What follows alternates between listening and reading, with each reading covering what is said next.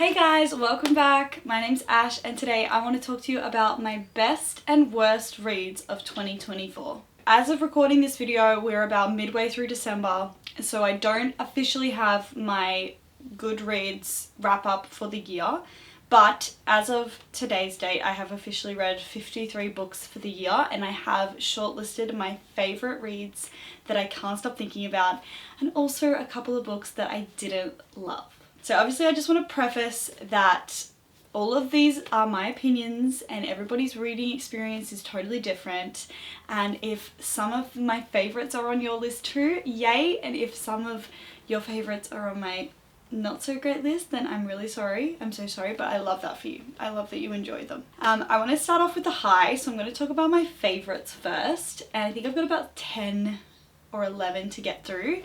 And then I will just discuss a couple of my least favourite options and why I didn't vibe with them. So my top favourite reads of the year, I have 4 romances, 4 fantasy, 1 crime, and 2 personal development. And I feel like that just perfectly encompasses my reading personality for the year, my reading avatar for this year. Let's jump straight in, starting with romance. Okay, also these are in no particular order, so they're not like my most favorite to least favorite. There's no hierarchy really. These are just books that I had that gave me 5-star feels, that I rated 5 stars or pretty much 5 stars, and that I haven't been able to stop thinking about since I read them. Okay, so I want to start with The Right Move by Liz Tomford. This is a contemporary basketball romance and it is just amazing. And Liz Tomford especially, like I have to say, I only discovered Liz Tomford this year. So she has this series called the Windy City series, and there's 1, 2, 3, 4 books in the series so far, and I believe there's 1 more coming out, which is super sad because that's the end of the series, but I'm also super excited that we get 1 more.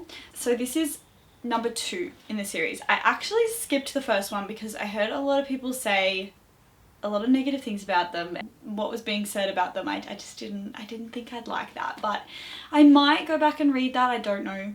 But I ended up just jumping straight into number 2 because everybody was telling me that this was the best one, so I did, and I was not disappointed. This was so cute. This literally had me giggling like a little girl. Like the banter in this was so good, and the romance, Ryan Shea in this book, if you know you know, like acts of service king.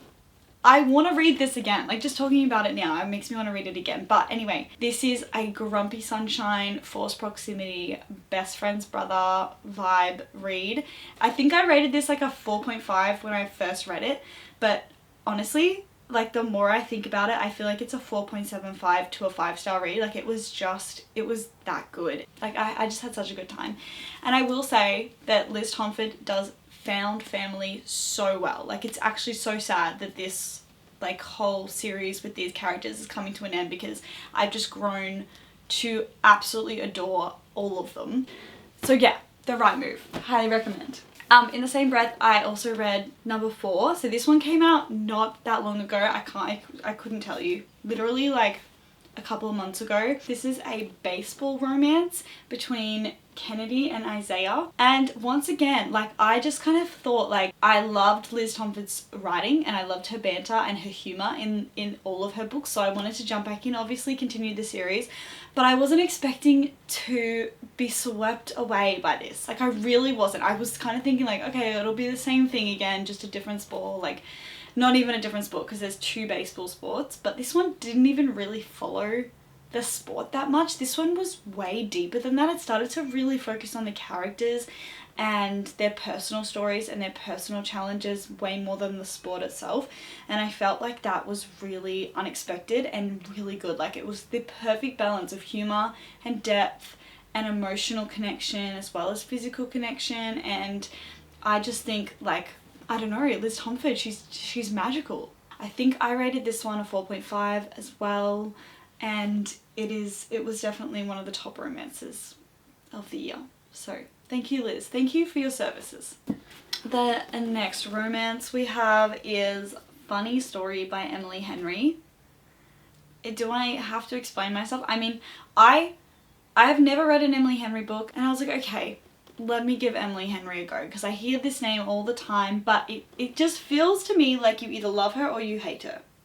Well, I love her because this book just spoke to me in ways that I didn't know a romance book could speak to me, and how much I could resonate with certain things, or just like, I don't know what it is. Again, like, this author has put something in the book that literally, there were things in this story that happened to the characters that have never happened to me. I've never had that experience, but they made me feel like I had the experience that I felt, like the emotions I was having. I was right there with the characters, even though no one has left me.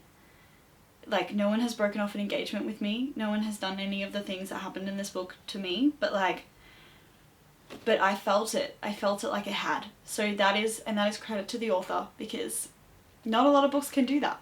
I think I rated this like, what? I don't even know. I don't have my ratings. I'm really sorry. 5 stars. I rated it 5 stars.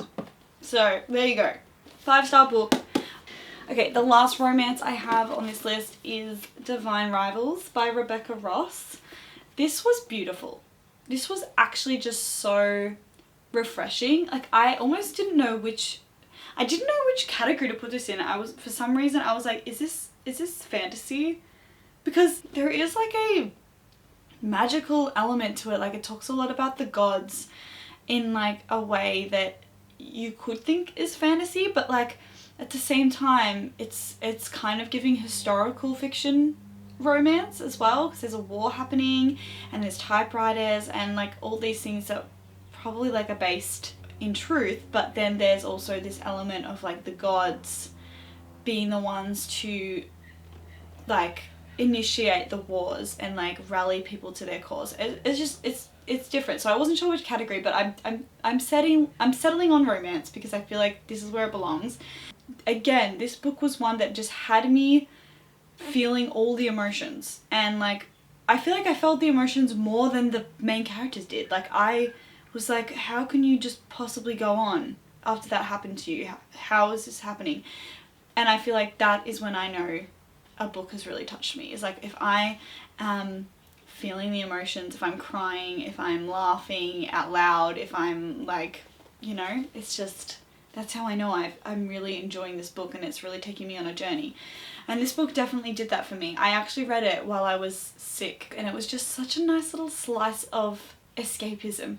It was like I was fully immersed in their world. The way it was written, it was like, there are love stories that you read, and they're just adorable, and you know, there's this stand-up guy, this main male character, and he's like a wonderful person, and he really cares and he really goes out of his way. And then there are stories like this where you're like, this would happen. This would really, like, not the war, not the gods, but the love story, like the passing, but it just reminded me of like MSN. Did anybody have MSN, and like you would like come home and you would see if your crush was online, and you'd like start a conversation, and it would just be back and forth, and like this was a little bit more tasteful and romantic than that, but like it really did remind me of that, and it felt very real. Like, their love felt very real to me. This one was amazing. I think I rated this 4.5 stars. Again, I'm so sorry, I'm so slack with my rating. I rated this 5 stars. Again, 5 stars. I feel like it just took me on the journey. It gave me all the feels. There was nothing about this. Like, the ending had me literally like choking, but like nothing about this disappointed me. I was not bored. I was invested the whole time. So, beautiful. Perfection. Okay, so that was all my favorite romance reads for the year, and now we're going to move on to fantasy.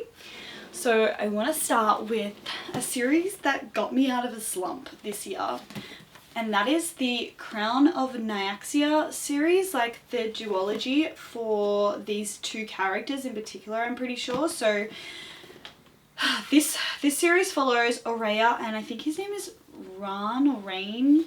I'm so sorry, I don't know how to pronounce it. And it's a duology of their story, and I believe there's going to be 6 books in the entire like series, but each set of 2 is going to follow a different couple, if that makes sense. So this one is just following those 2 couples, and like from start to finish explores their entire story. But basically last year I had started to read, like properly get into reading again, and I picked up Akata and I fell in love with that series. Like absolute 5-star series for me, and that's obviously a little bit more heavy on the romance. And then after that I picked up Fourth Wing directly after, and again I was blown away. My socks were blown off and it was fantastic. I loved it. And then from then on I just kept looking for that same feeling again in every fantasy book I picked up, and I was like looking at reviews and like trying to find series that like gave me that same feeling again, and I literally could not find that feeling. And I ended up getting into a slump, for like a very big slump, for a lot of the year. Like the first part of the year, I feel like for at least 2 months there I was just stuck in a slump, and you're gonna find out why. But eventually I picked up this book and I was completely pulled out of my slump. Like this was so good. Like it just completely captured me from the very first chapter, which I love it when a book does that. I love when the first chapter, it's like you don't have to push through. You read the first chapter and you're like, wait, what? How? And what's gonna happen next? Like just tell me, you don't want to stop. Perfect enemies to lovers, slow burn romance, like slow burn done well. And like I was really hesitant about the vampires because like I haven't really read quality vampires. I was like, vampires really, like I don't know, is it gonna be good? Yes it is. I feel like I rated these, I think I rated this one 4.5 stars and then I rated this one 5 stars, but together this is just a 5-star series for me. So I highly recommend if you haven't dove into that yet. Okay, next up we have a couple of YA fantasy novels, and the first one is To Kill a Kingdom by Alexandra Christo. This came out of nowhere and just made my life better in every way. This was part of like one of our book club buddy reads from my like little group at work, and I picked it. It was my pick and I wasn't sure, but I heard really good things about this being like an enemies to lovers, but like a good enemies to lovers, and it's like a retelling of The Little Mermaid. Like The Little Mermaid is my favorite, and like retellings, I don't know, something sucked me straight in. I love anything to do with like mermaids, treasure hunting, pirates, all of that. Like that, I don't know why. Anything like that, like sign me up. And so this is essentially a Little Mermaid retelling with like a darker twist, and it was an incredible read. Like actually blew my socks off, could not put it down. I think with this one I alternated between audiobook and like reading the physical book, and I loved it. I loved every second of it. It was fantastic. It was like treasure hunts, mermaids, well there were sirens, there were mermaids, but there were sirens, and there was like a prince, and there was like hunting for treasure, and it was just a wild ride from start to finish. But I absolutely adored this book, and I feel like this is like a 4.7 star.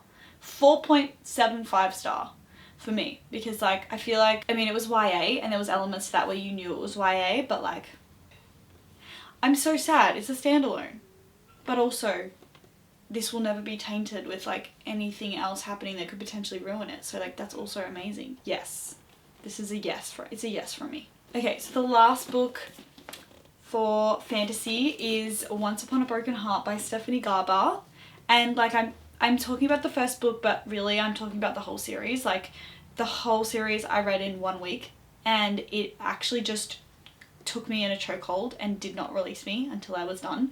Again, this was a pick for like my book club group at work, and I didn't know what to expect. Obviously I have heard a lot of good things about it, but I really wasn't sure. Like it's basically like fairy tale-esque fantasy, enemies to lovers. It's like how I would imagine if you were like going into the chocolate factory, but like instead of just chocolates and sweets, it's also like everything fairy tale that you could possibly think of, like enchanted trees and forests and like magical objects and like little creatures and like all of that stuff. Like that's just how I imagine, that's how it felt to read this book. Stephanie Garber really sets a scene really sets the scene. It was such an easy read. Like, it was so easy to follow.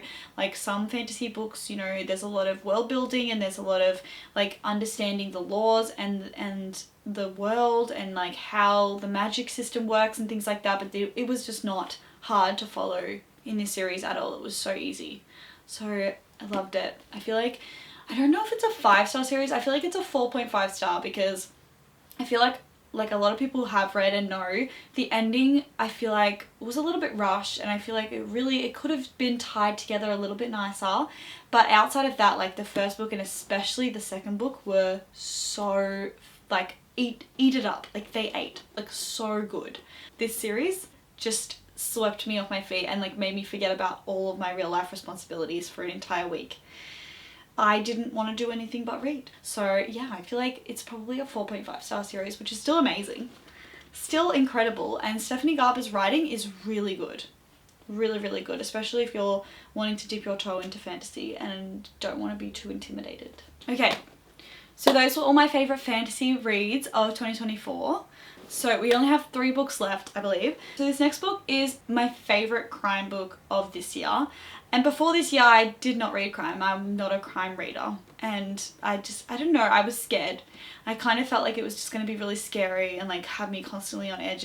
But I was wrong. And I regret not reading crime sooner. So can't remember how I even got onto this book. But I'm pretty sure someone explained the plot. Someone was explaining the plot of this book to someone else and I overheard. And I was like, wait, hang on. Because as weird as it is, as much as I didn't want to read crime, I am also obsessed with human psychology. And like, I used to watch serial killer documentaries and true crime documentaries and all that kind of stuff. So it's weird. It's like a very weird contradiction of two of my personalities. But yeah, so someone explained the plot of this book to someone and I overheard and I was like, wait, okay, maybe I can make an exception and just read this one crime book and give it a go. And obviously thus began my descent into crime reading. I'm going to shut up and just tell you that that book is 13 by Steve Kavanagh. And Steve Kavanagh is literally now one of my favorite crime, like my favorite crime author of all time so far. And granted, I haven't read a whole lot of crime yet, but like I did dive fully into this genre this year and I did try a couple of different authors and he is still #1 and I don't think anyone will knock him off that place. I'd be pretty impressed if someone does, to be honest. The book that literally changed the game. Okay, so the general premise of this book that I overheard from someone else is that this book follows a serial killer who gets himself on the jury and watches, like, to make sure that he watches somebody else, some innocent man, go away for the murder that he committed. And it's like dual point of view, so it follows the lawyer who is defending the innocent man and trying to get him off of these charges, and the serial killer who you're following, who's obviously got the opposite agenda and goal going on at the same time. And it is so suspenseful. This happens over the course of like 4 or 5 days and it is just so high stakes. It is so good. You literally cannot put it down. And like, yes, I was a little scared, but like, no, like I had to just, I was up until like midnight reading this. I read it in like 2 days. And I feel like what makes his book so good is, because this is a part of a series, is that Steve Kavanagh was a defense lawyer or a lawyer at some point. And so a lot of his, especially in this series, which is called the Eddie Flynn series, he has this court drama, like very witty court drama element to all of his books that make it really entertaining. If you think you're not a crime girly, just try this one, please. I am now a crime person. Like, I don't even know if you can see, but like this is just my whole crime section now on my bookshelf, and like majority of that is Steve Kavanagh. 5 stars. 5 stars all the way. So that's crime. I feel like I've said enough about that. Okay, moving on to personal development. So I like to read. I feel like I, over the years, have kind of dipped in and out of like fantasy and romantasy and romance books and things like that, and also personal development, business and self-help. And so this year was a weird year where I just read like a mixture of all of them because I wanted to like have a bit more balance between the two. So I want to talk about the couple of personal development books that I read that literally just really blew my socks off. I feel like I've said that so many times. And there were a couple of books that really stood out to me this year. Like obviously there were a few that I enjoy, but like the two that really have stood out to me so far. One of them is How to Do the Work by Dr. Nicole LePera.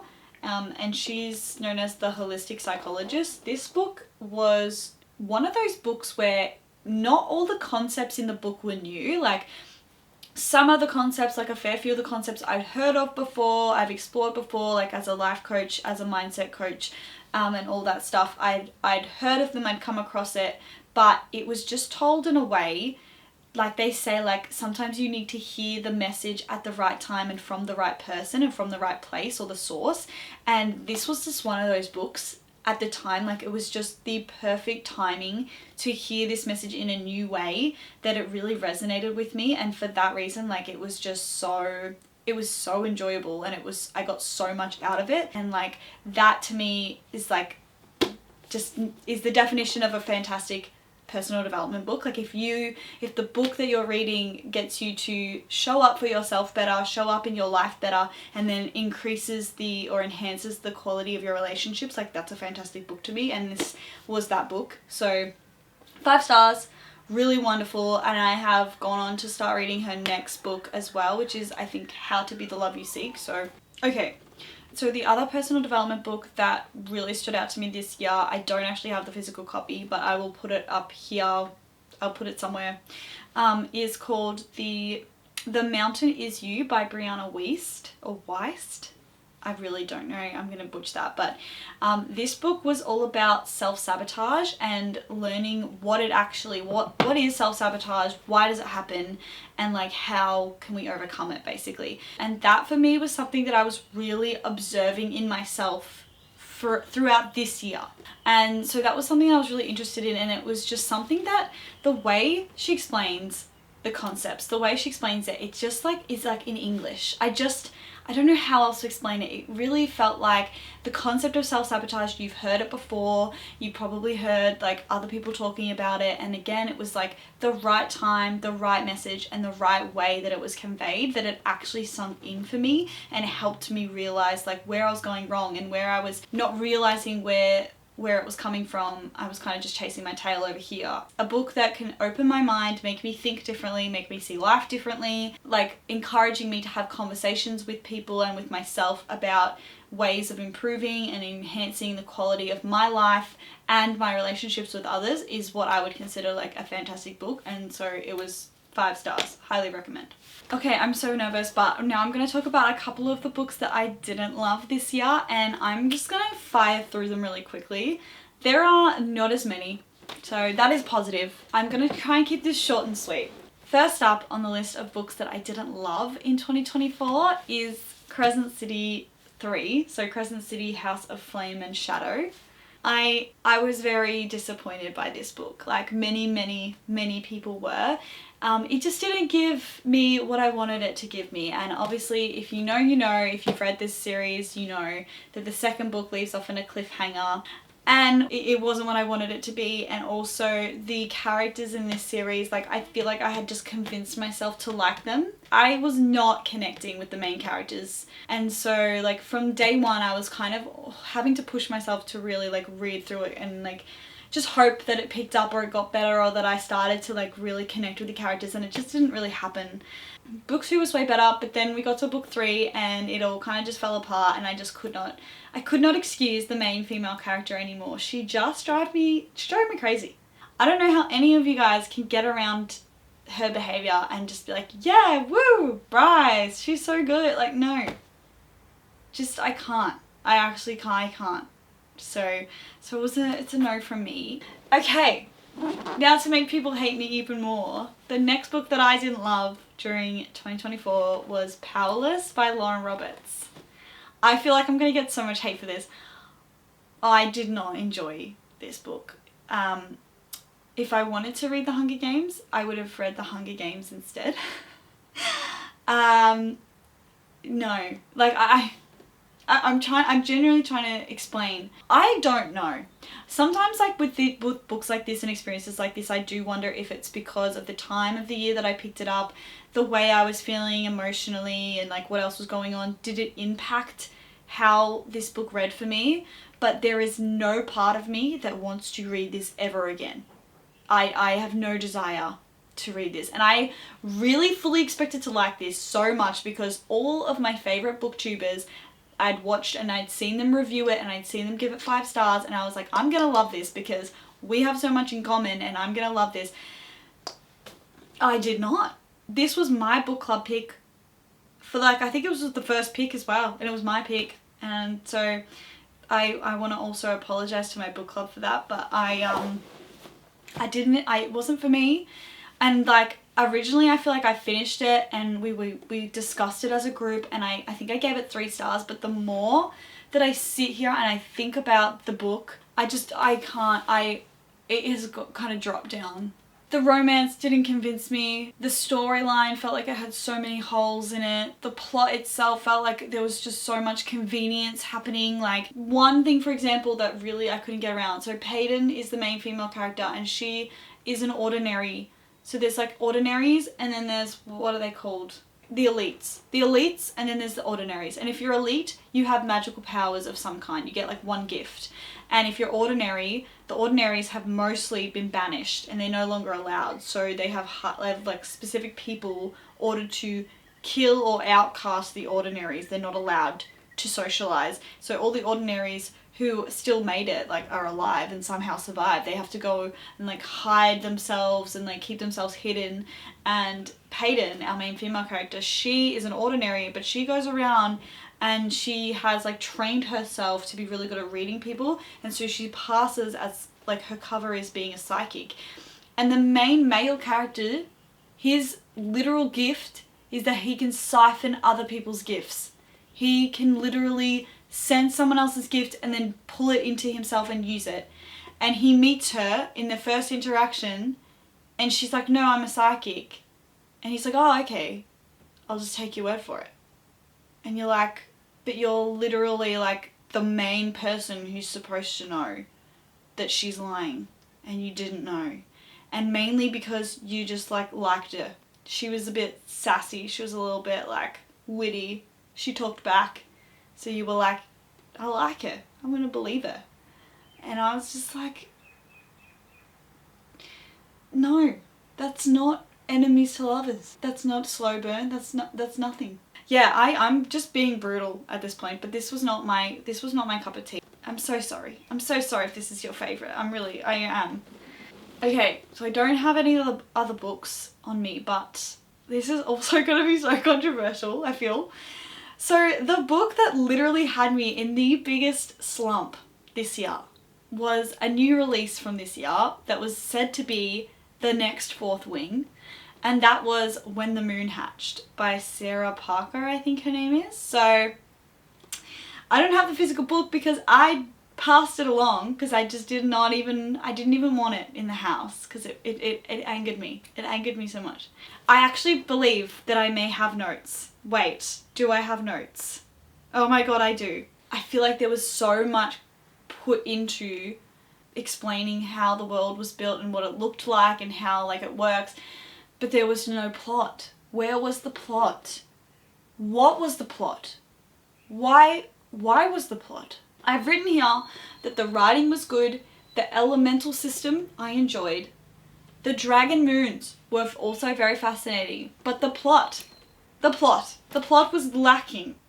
I'm actually just rereading my notes because I've just pushed from my brain this book. Like I don't want to know, I don't want to remember it. The main female character herself, she has this whole storyline where not all the information is available to her, so it's not available to you as the reader, and that was frustrating because also you were getting flashbacks where you did see the full picture, but then the reader would be let in on the full story, but then the main female character still didn't know, and so you're just following her point of view and you're like, but I know.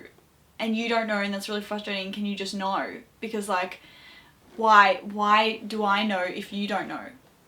I feel like she ends up just getting like trailed along by the main male character who is his name?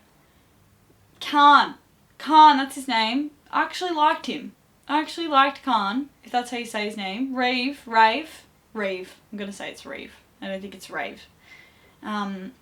Yeah, she was not my favourite. She seemed very bratty and very stubborn the whole time, and like it was like you look like an idiot because you don't actually know anything and everybody else knows, and you're just like being bratty and stubborn and like you don't even know. I did like Khan's story. He had a lot more depth. His story was actually interesting and he was a nicer person, so it was nice. He also cooked her soup, which I appreciated. I appreciated that. The cliffhanger did not stand out to me at all because as the reader, you found out the like really dramatic news several chapters before the end, and then at the end, the main female character finds out the news finally, and you're like, yeah, I already know. But it's like, it's a shock for her. It's a cliffhanger for her, but not for you as the reader because you already know. So I feel like I just not my favourite. Okay, and the last book, I'm going to go with this like two. I'm just going to throw these together. But the last two books that I didn't love were two crime books, and it was The Housemaid's Secret and The Housemaid is Watching by Frida McFadden. Obviously, as I said, when I read 13 for the first time, I sort of jumped into crime and started reading a whole bunch of crime books, and no complaints from Steve Kavanagh, but I also read some Frida McFadden this year, and there were some that I loved and I really enjoyed, and there were some that I really didn't. First Housemaid book was really good. I think I rated that like a 4.5 stars. It was unique and I didn't see the twist coming, and I was really like enthralled, and so I really enjoyed that. So I naturally went to read the second and the third one, and it just went downhill from there, guys. Like it just got worse, and then it got worse again. How many times can you do the same thing, A, and then B, it just wasn't, it felt like repetitive, it felt like the same thing, felt like the character just wasn't learning like the lesson, and was like honestly grinding my gears a little bit. And then also like the plot twist again was like